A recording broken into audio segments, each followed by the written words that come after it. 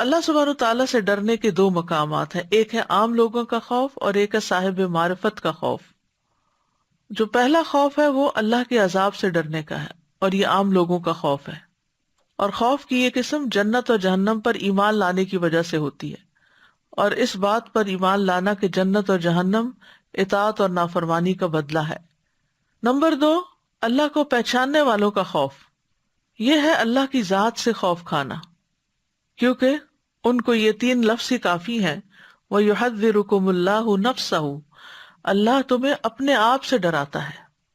یہی وجہ ہے کہ حدیث میں آتا ہے، حضرت عائشہ کہتی ہیں کہ نبی صلی اللہ علیہ وسلم نے کوئی کام کیا اور لوگوں کو بھی وہ کرنے کی اجازت دی، لیکن کچھ لوگوں نے اس سے پرہیز کرنا اچھا خیال کیا۔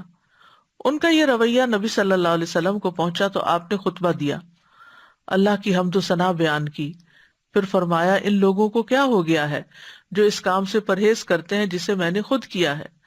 اللہ کی قسم میں اللہ کو ان سے زیادہ جاننے والا ہوں اور ان سب سے زیادہ اللہ سے ڈرنے والا ہوں۔